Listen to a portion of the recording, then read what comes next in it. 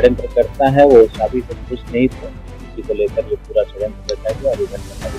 गोली 2 लोगों ने चलाई है, एक शेख साहबुद्दीन और एक मणिकांत था। ये जो शूटर्स हैं, जो गोली मारने वाले और मुख्य षड्यंत्र करता है, ये दोनों परिचित थे पहले से ही। अमाउंट बहुत ज्यादा नहीं था, 2-3 लाख रुपए में बात हुई थी। पेमेंट अभी एग्जैक्ट हो नहीं पाया था पूरा।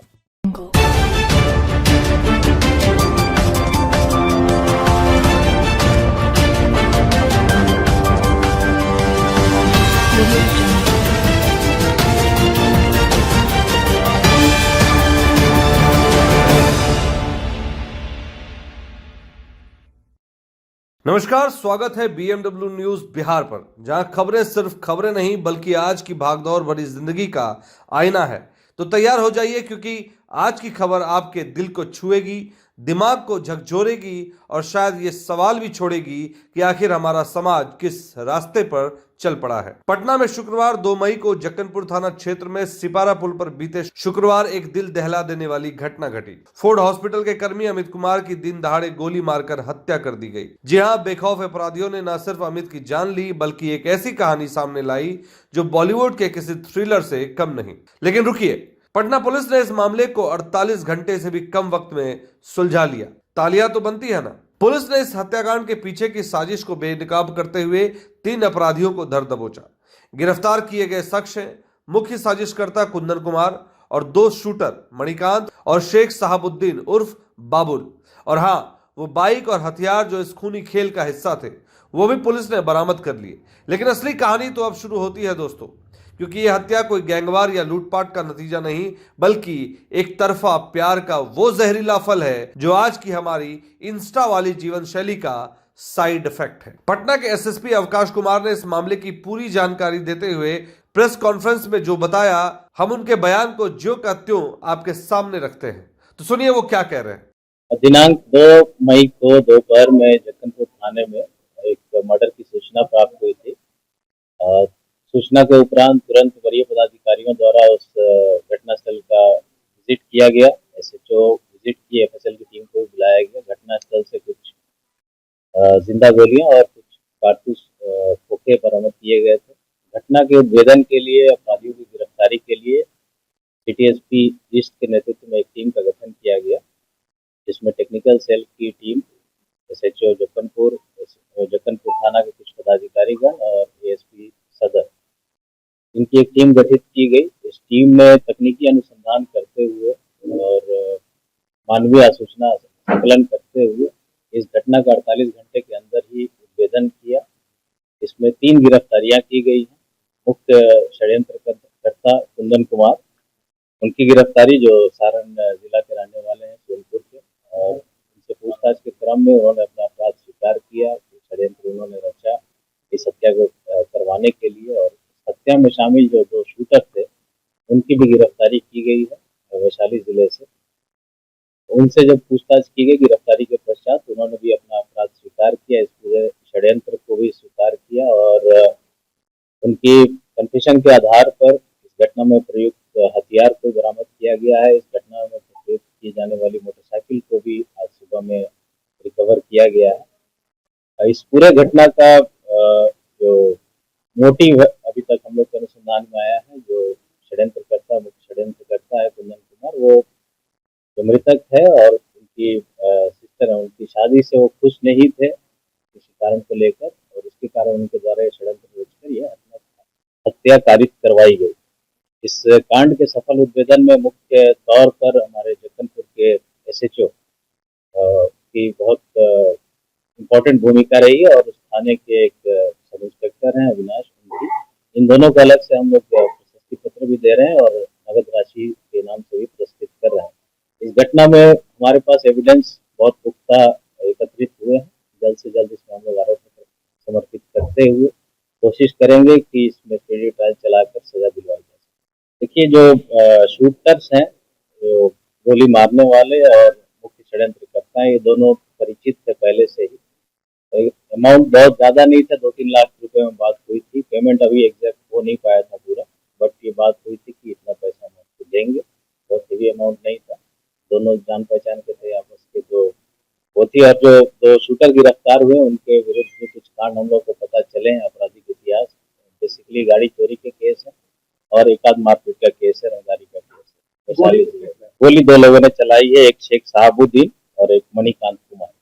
दोनों वैशाली जिला के रहने वाले हैं, जिनकी गिरफ्तारी हो चुकी है। देखिए, पहले भी हमने कहा कि जो षड्यंत्र करता है वो शादी से खुश नहीं थे, उसी को लेकर ये पूरा षड्यंत्र रचा गया और ये घटना कारित करवाई। अभी तक के अनुसंधान में कोई ऐसे साक्ष्य हमारे पास नहीं है कि इन तीनों के अतिरिक्त कोई इस घटना में शामिल है। आगे अनुसंधान में अगर कोई बात आती है सामने तो उस पर हम लोग कार्रवाई करेंगे। अभी तक अनुसंधान में इन तीनों के अतिरिक्त कोई और अभियुक्त इसमें अपराधी शामिल नहीं नजर आ रहा हम लोग को। आगे कोई भी एविडेंस आएगा तो हम लोग कार्रवाई करेंगे। देखिए, हमने पहले भी कहा वो शादी से खुश नहीं था। बाकी जो अनुसंधान चल रही है वो हम लोग कोर्ट के सामने प्रस्तुत करेंगे। जो भी ये डिटेल्स जो भी है हम लोग अनुसंधान में ला रहे हैं, इसको हम लोग अपने आरोप पत्र में रखेंगे ताकि इसको सजा दिलाने में मदद। ये शादी से खुश नहीं था, घटना इसके लिए कराया गया। डिटेल इन्वेस्टिगेशन चल रही है वो। तो देखिए, एसएसपी ने कहा कि अमित कुमार की हत्या के पीछे मुख्य साजिशकर्ता कुंदन कुमार था, जो अमित की पत्नी की शादी से नाखुश था। कुंदन ने अपने साथियों मणिकांत और शेख शहाबुद्दीन उर्फ बाबुल के साथ मिलकर इस हत्या की साजिश रची। घटना में इस्तेमाल की गई बाइक और हथियार को भी पुलिस ने बरामद कर लिया। सभी आरोपियों को गिरफ्तार कर लिया है और इन्हें न्यायिक हिरासत में भेजने की प्रक्रिया शुरू कर दी गई है। तो सुन लिया आपने एसएसपी साहब का बयान, लेकिन अब जरा इस कहानी को और गहराई से समझिए। हुआ यह कि कुंदन कुमार, जो अमित की पत्नी के लिए एक तरफा प्यार में डूबा था, उसने न सिर्फ अपने दिल की बात अनसुनी छोड़ दी, बल्कि बंदूक और साजिश का रास्ता भी चुना। शुक्रवार को सिपारा पुल पर अमित को निशाना बनाया गया और गोली मारकर उसकी जान ले ली गई। कुंदन ने अपने 2 साथियों के साथ मिलकर इस हत्याकांड को अंजाम दिया और सोचा शायद प्यार का रास्ता साफ हो जाएगा। लेकिन जनाब, ये 21वीं सदी का बिहार है, जहां पुलिस की रफ्तार अपराधियों के इरादों से कहीं तेज है। हालांकि पुलिस का कहना है कि अब तक की जांच में अमित कुमार की पत्नी की कोई भूमिका इसमें सामने नहीं आई है। बाकी जांच की जा रही है। घटना को अंजाम देने से पहले कुंदन ने 2-3 दिन रेकी भी की थी। अब जरा इस घटना को आज की जीवन शैली के चश्मे से देखें। हमारी जिंदगी जहां प्यार अब रील्स, स्टोरीज और डीएम में सिमट गया है, जहां रिएक्शन को दिल से स्वीकार करने की बजाय लोग बंदूक उठा लेते हैं। कुंदन जैसे लोग शायद भूल जाते हैं कि प्यार का मतलब है सम्मान और समझ, ना कि साजिश और खून। और यह घटना सिर्फ एक हत्या की कहानी नहीं, बल्कि हमारी सोच की तस्वीर है, जहां भावनाएं अब अपराध का हथियार बन रही हैं। तो दोस्तों, सवाल यह है कि क्या हमारा समाज अब इतना बेकाबू हो चुका है कि प्यार जैसी खूबसूरत चीज भी खून से सनी सड़कों पर दम तोड़ रही है। पुलिस ने अपना काम कर दिखाया, आरोपियों की जेल की सैर कराने की तैयारी हो रही है, लेकिन क्या हम अपनी सोच को जेल की सलाखों के पीछे भेज सकते हैं? अगली बार जब कोई आपको प्यार में जान दे दो कहे, तो जरा सोचिए, क्या प्यार जान देने या लेने का नाम है, या फिर उसे जीने का? अब जरा सोचिए, इस हत्याकांड के बाद कितनों की जिंदगी इन तीनों लड़कों ने खराब कर दी। उस लड़की का क्या दोष जिसकी 2 महीने पहले ही शादी हुई थी। हत्या वाले दिन अमित कुमार को साथी धर्मेंद्र ने बताया था कि अमित की दोपहर 2 बजे से रात 10 बजे तक ड्यूटी थी। वो अकेले बाइक से आ रहे थे। 2 महीने पहले शादी हुई थी। दशरथा मोड़ के पास से क्रॉस कर रहे थे। इसी दौरान घेर कर उन्हें गोली मार दी गई।